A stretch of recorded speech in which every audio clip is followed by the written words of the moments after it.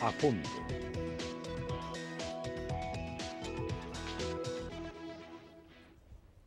Hola, ¿qué tal?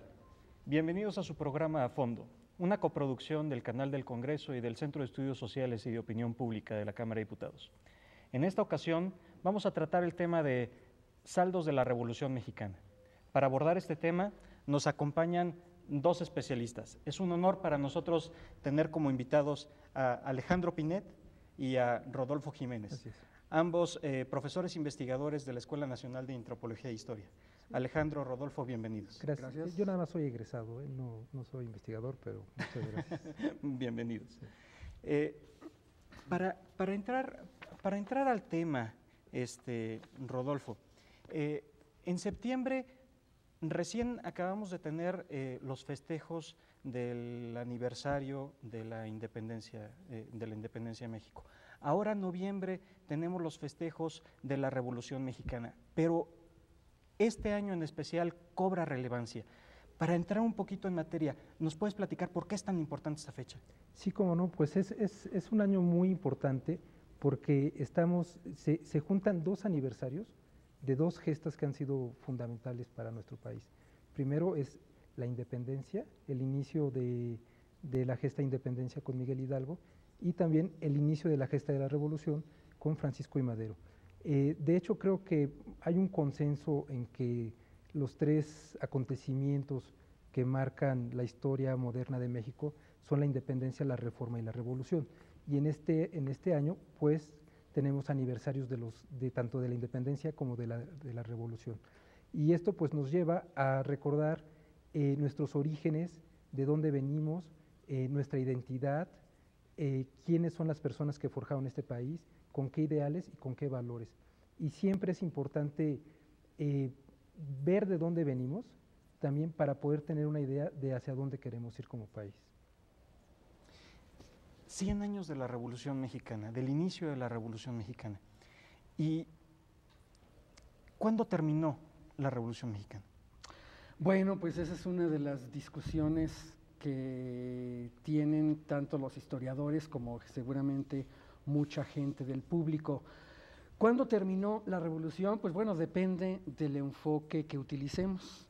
Si hablamos de la revolución como el periodo de la guerra civil, por ejemplo, pues bueno, podríamos decir que de 1910 a 1920 tenemos una guerra civil y que ya a partir de 1920 más o menos empieza un proceso de pacificación. Si partimos del enfoque acerca de los cambios que produjo la revolución, yo creo que tendríamos que ampliar el espectro.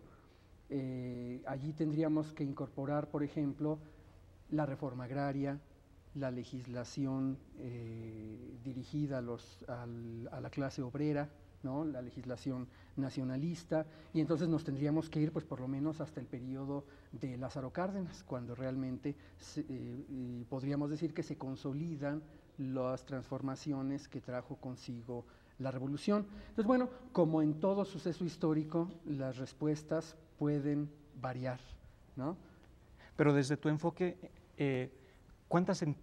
¿podemos hablar que el proceso de la Revolución Mexicana tuvo varias etapas?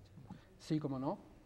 Sí, primero está una etapa básicamente política. Si hablamos del conflicto que desató la revolución, pues bueno, primero tenemos un conflicto político, ante todo alrededor del fraude electoral de 1910, ¿no? Que esto crea un gran descontento.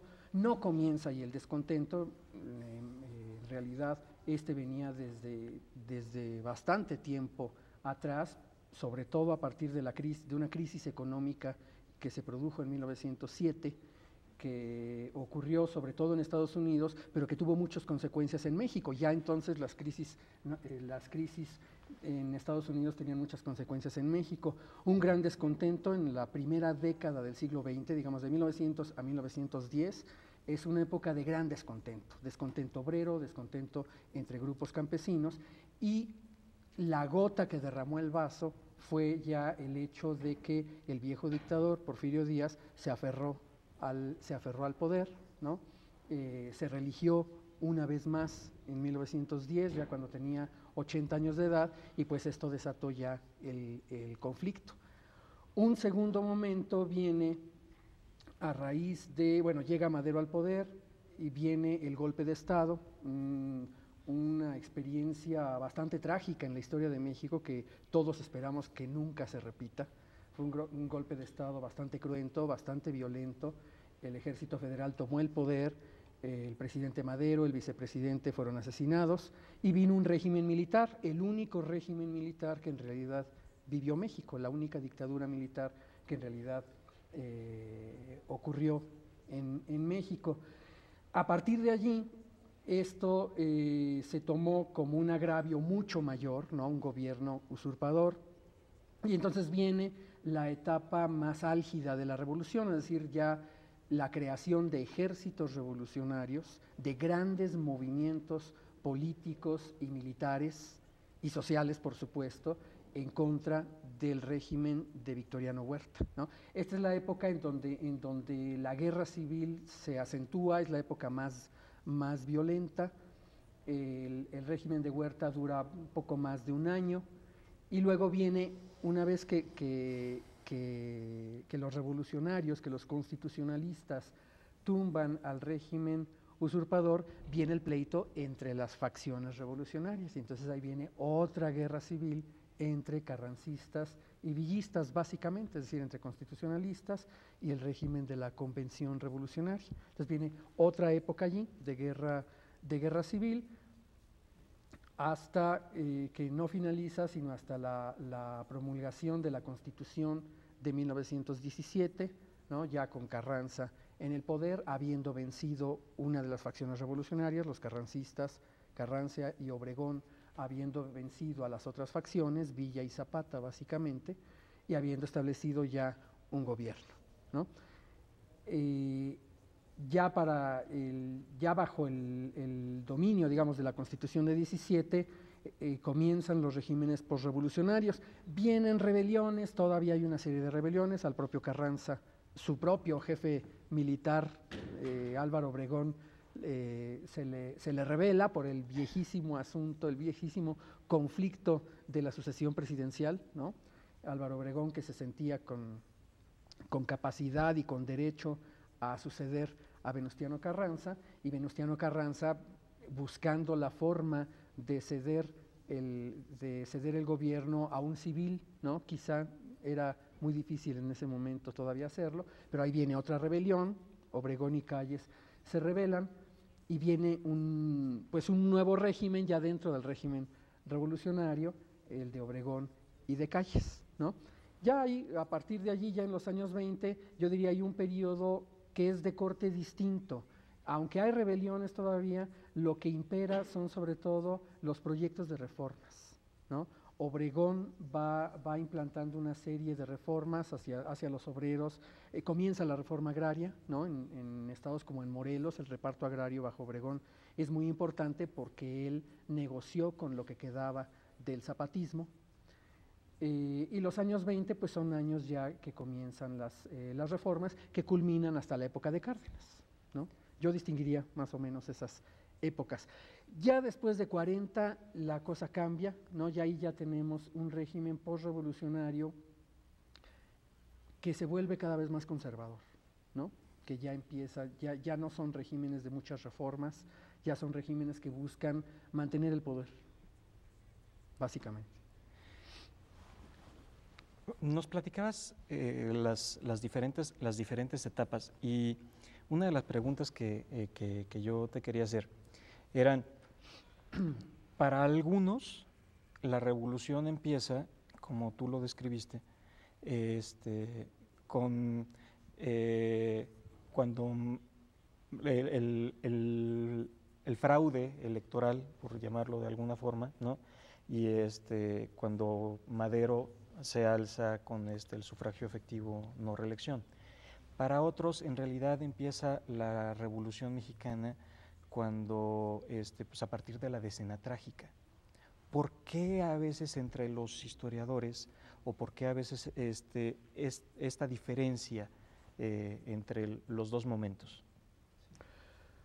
Bueno, Podríamos aunarle todavía otras opiniones. Hay quienes hablan de algunos antecedentes de la revolución con el movimiento de los Flores Magón, a partir de 1906, ¿no? La formación del Partido Liberal, la huelga de Cananea, de Río Blanco. Claro.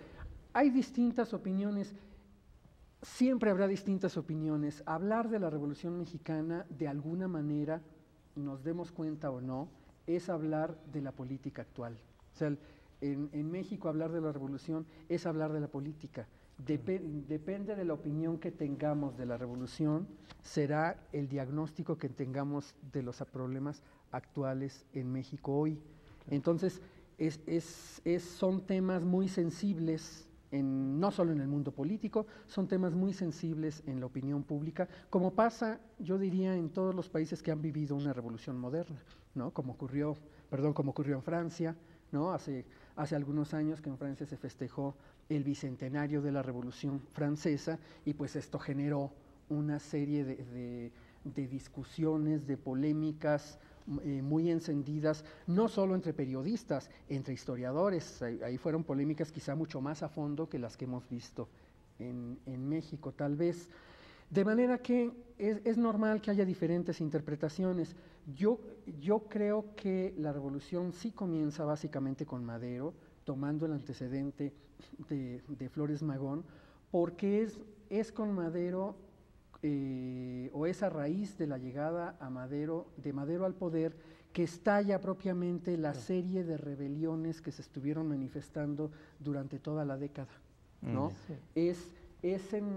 Por una parte, Madero, en los últimos años del régimen porfiriano, Madero tuvo un consenso entre rebeldes de muy distinto signo, ¿no? Los zapatistas que comenzaban su lucha por la restitución de tierras en Anenecuilco vieron en el plan de San Luis Potosí una oportunidad de resolución del problema que ellos habían vivido, ¿no? Grupos católicos, por ejemplo, que posteriormente formaron el Partido Católico Nacional, vieron en Madero una posibilidad de hacer política abiertamente, como el Vaticano lo pedía en ese momento a raíz del llamado catolicismo social, ¿no? De León XIII.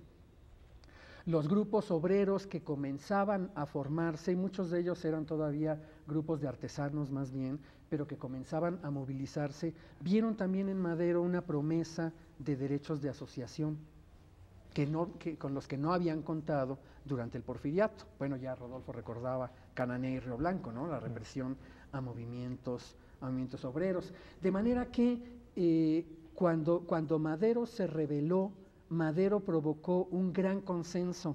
Ese gran consenso, curiosamente, fue su debilidad al momento en que llegó al poder, porque entonces eran fuerzas muy distintas las que lo apoyaron, y una vez que había caído Porfirio Díaz, esos distintos componentes de la revolución empezaron cada quien a luchar por sus intereses, y entonces esto que fue el consenso y la fuerza de Madero ante Porfirio Díaz fue su gran debilidad al momento de estar en el poder.